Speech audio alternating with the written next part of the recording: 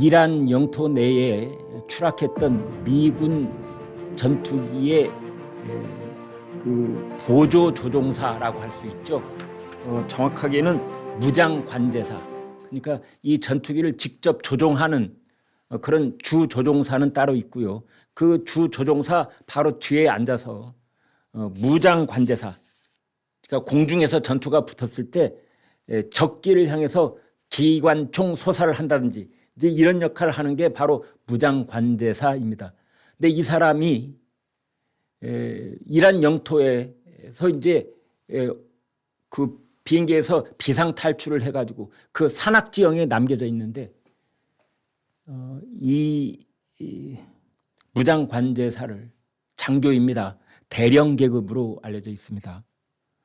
극적으로 구출해 냈습니다. 여러분 지금부터 28년 전에 나왔던 1998년에 나왔던 그러니까 거의 30년 전 영화 라이언 일병 구하기 그 영화 아마 거의 다 보셨을 겁니다. 이제 국내에서도 여러 가지 채널에서 끊임없이 재방되고 있는 영화이기 때문에 보셨을 겁니다. 스티븐 스필버그가 감독한 영화고 상업적으로도 큰 성공을 거둔 영화입니다. 제2차 세계대전 1944년 그 노르망디 상륙작전이 있었을 때 미국의 어느 가정에서 아들 사형제를 제2차 세계대전에 보냈는데 그중에 아들 셋이 다 전사를 하고 막내 아들 라이언이 남아있었던 겁니다. 그 라이언을 구하기 위해서 톰 행크스가 주연을 한 그 8명으로 된 구출 부대가 적진에 뛰어들어서 라이언 일병을 구해오는 그런 영화입니다. Save Private Ryan이라는 원제를 가지고 있는 원제를 직역한 그런 영화 제목이었습니다. 그 영화보다도 더 드라마틱한 일이 이번에 벌어진 겁니다.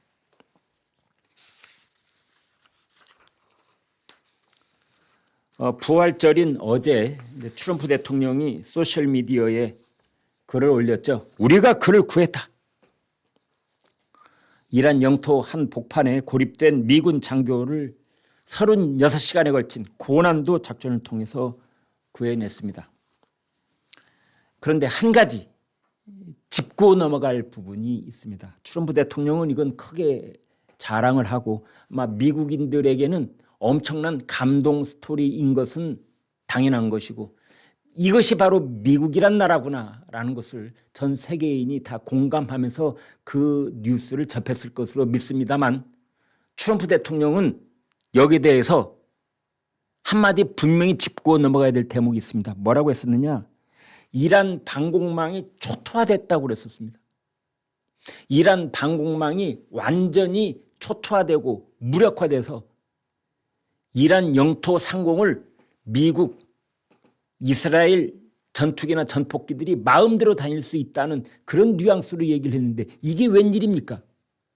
왜 미국의 F-15E 전투기가 방공망 미사일을 맞고 추락을 했으며 그다음에 수송기 한 대에도 A-10 공격기 역시도 추락을 했지 않습니까?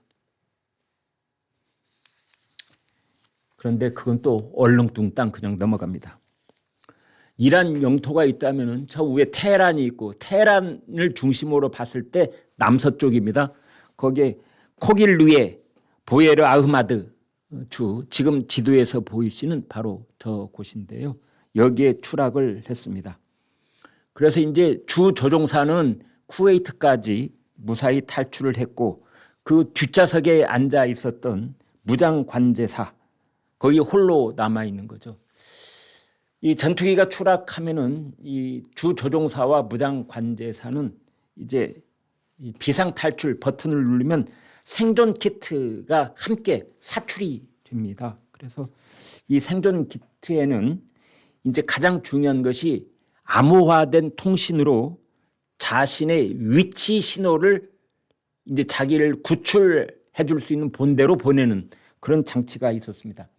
그런데 이제 무장 관제사에게 남겨져 있는 무기라고 하는 것은 뭐 호신용 권총 한 자루 뿐이었다. 근데 이제 이 병사를 구하기 위해서 이 장교였습니다. 이 조종사 장교였습니다. 라이언 일병 구하기 위해서는 8명이 구하러 들어갔는데 그때도요. 이제 근본적으로 이런 논란이 있었습니다. 한 명의 미군 병사의 생명을 구하기 위해서 8명의 구출 대원들의 생명을 걸어야 되는 것인가? 물론 대답은 쉽지 않습니다. 그래도 구해야 한다는 강력한 메시지를 전하는 것이 바로 라이언 일병 구하기라는 영화의 주제였는데요. 이번에는 8명 정도가 아니라 사실은 수백 명의 미국 정예 특수부대 요원들이 자신들의 목숨을 걸은 겁니다. 만약 작전이 어긋나서 퇴로를 확보하지 못할 경우에 정해진 시간 내에 돌아올 수 없게 될 경우에 그 수백 명의 미 지상 특수부대 요원들은 이란 혁명수비대의 포위 공격을 받아서 잘못하면 몰살될 수도 있는 그런 위험한 작전인 겁니다. 보통 어떤 전쟁에서든 이런저런 지상군 작전이 있을 때 가장 위험한 작전 중에 하나가 적진 한가운데 고립된 아군의 장병들을 구출해 내오는 작전이 가장 위험합니다. 이거는 적진에 고립된 아군은 말할 것도 없고 그 고립된 아군을 구하러 간 이 구출부대, 그게 수십 명이 됐든 수백 명이 됐든 이 아군 병사들까지 몰살될 수도 있는 그런 위험을 감수해야만 가능한 작전이기 때문에 그렇습니다. 네이비 실 팀 6, 아마 네이비 실 1에는 팀 1, 팀 2, 팀 3, 팀 4 뭐 이렇게 뒤에 아라비아 숫자를 붙여서 여러 팀이 나눠져 있는 것 같은데 그중에 이번에 작전에 투입된 그 네이비 실은 팀 6입니다. 그런데 여러분, 네이비 실 팀 6 이 부대는 작년에 북한에 침투한 적도 있습니다.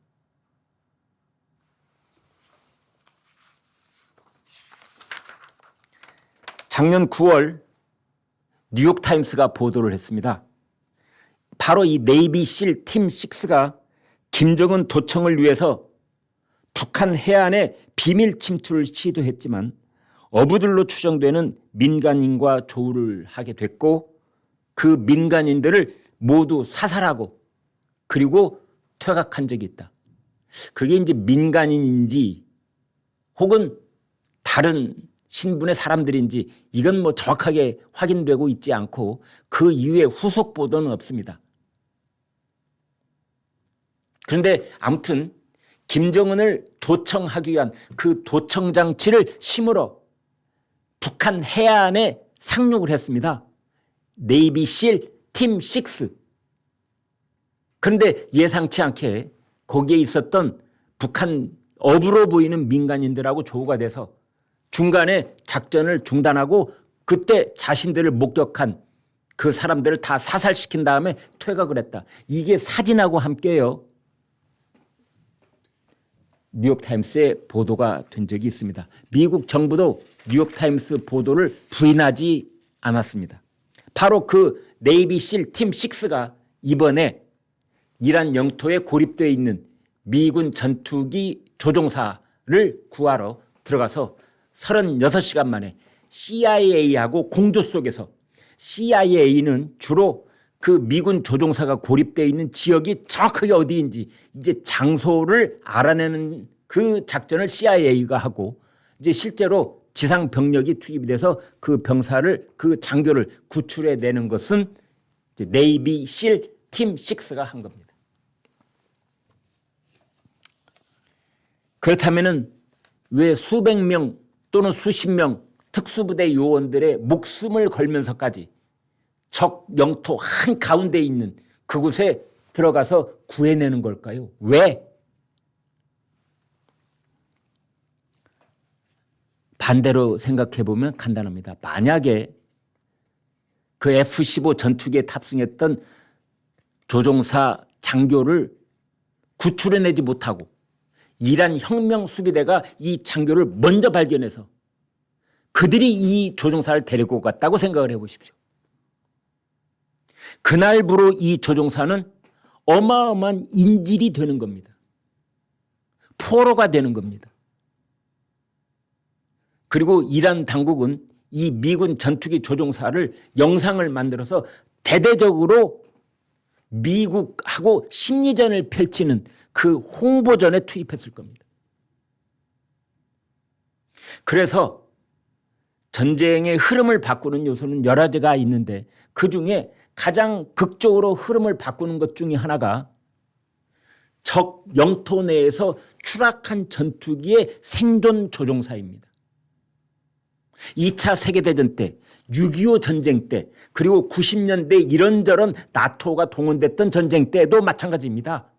적 진영에 추락한 아군 전투기 조종사를 구출하는 작전이 과거에도 여러 번 있었습니다. 왜? 그걸 하지 못하면 생존해 있는 조종사가 적의 포로가 되고 인질이 되고 심리전을 전개하는 데 있어서 아주 막대한 영향을 끼치는 그 볼모가 되고 홍보 영상이 이제 나오기 시작하기 때문입니다.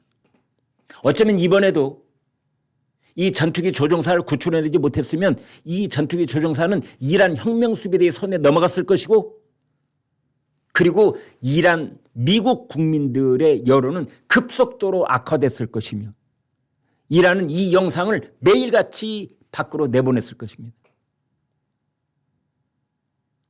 그러면은 실제 현장에서 벌어진 일과는 전혀 무관하게 이번 이란 전쟁의 판세는 갑자기 뒤집어질 가능성이 있었던 것입니다.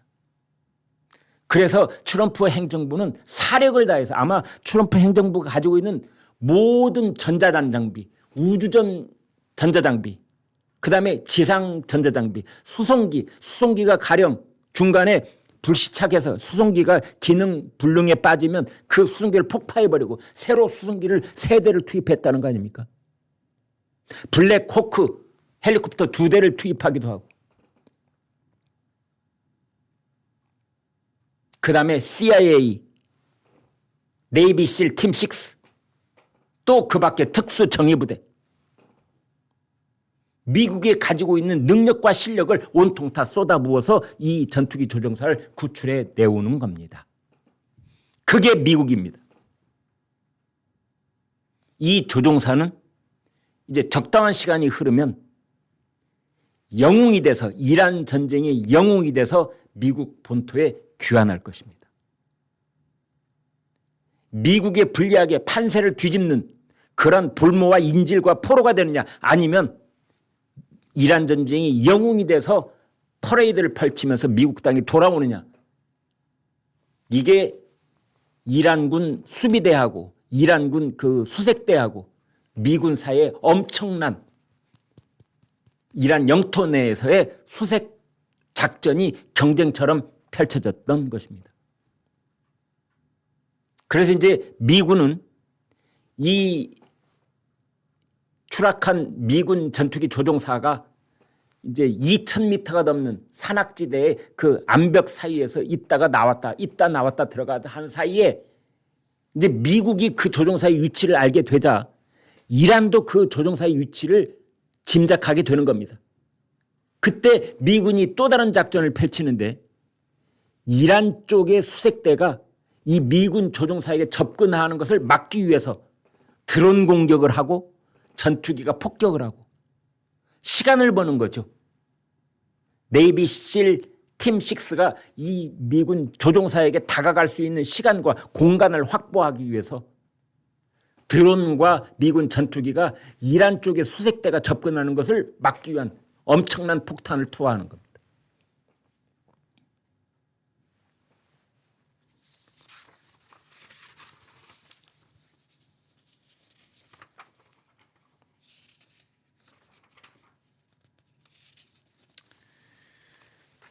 미 육군의 복무신조 Soldier's Creed라는 것을 보면은 쓰러진 전우를 버리지 않는다. I will never leave a fallen comrade. 그 다음에 공군 복무 신조를 보면 Airman's Creed, 공군 전우를 뒤에 남겨두지 않는다. I'll never leave an airman behind. 미군이 세계 최강 군대라고 하는 것은 미군 지휘관들, 미군 병사들에게 늘 정신교육을 하는데 미군 지휘관들 특히 공격을 할 때는 지휘관 내가 맨 앞에 선다.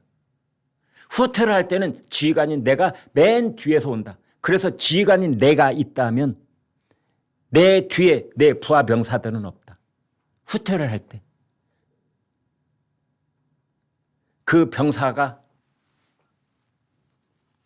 내 뒤에 절대 남아있지 않도록 한다. 라는 그 미국 군인들의 어떤 그 정신, 복무 신조, creed, 신조,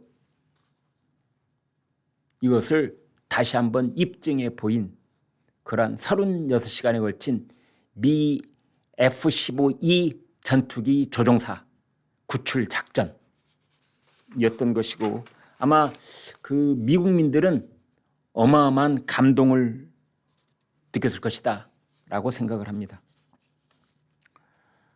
전쟁발 물가가 치솟고 있다. 물가가 공습이다 라는 뉴스도 나오고 있네요. 국내 뉴스입니다. 닭고기 값은 30%가 뛰고 비료용 요소도 172%가 치솟았다. 트럼프 대통령은 미국 동부 시간으로 내일 오후 6시까지, 한국 시간으로는 수요일 오전 9시까지, 그러니까 한국 시간 기준으로 해서 말씀드리겠습니다. 수요일 오전 9시까지 호르무스 해협을 개방하지 않으면 이란 전역에 있는 에너지 인프라, 발전소, 대표적인 게 교량, 가령 에너지를 실어 나를 수 있는 육상 교통로의 핵심이 될 수 있는 교량, 그리고 전기를 생산하는 발전소, 여기를 완전 파괴시키겠다, 이렇게 지금 경고를 하고 있습니다. 한국 시간으로 수요일 오전 9시입니다.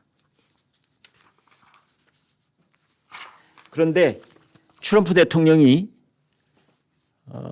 굉장히 거친, 사실은 국가 원수가, 다른 나라 국가 원수는 아무리 전쟁 중이라고 하더라도 결코 입에 올리지 않을 그런 말을 했습니다. 뭐라고 했느냐? 호르무스 해협을 이 개방하라라는 이제 그거를 이란 당국자들한테 얘기를 하면서 뭐라고 했느냐? 영어를 그대로 말씀드려 보겠습니다. Open the fucking strait. 그 망할 놈의 fucking, F-U-C-K. 점잖은 사람들은 그냥 네 글자, F 네 글자 이렇게 얘기하는 거지 절대 입에 올리지 않는 이 단어를 쓴 겁니다. fucking strait, 해협이란 뜻이죠. 그러니까 open the fucking strait. 이 호르무스 해협을 당장 열어. You crazy bastard. 바스타들, 망할 놈들. 뭐라고 해야 돼요? 바스타드. 깡패라고 해야 돼요? crazy, 미친놈들아. 테헤란에 있는 이란 지도부를 향해서 crazy bastard, 이 미친놈들아, 미친 것들아, 당장 그 망할 놈의 호르무스 해협 개방하라고. 그렇게 해서 이제 그게 또 그게 뉴스가 됐습니다.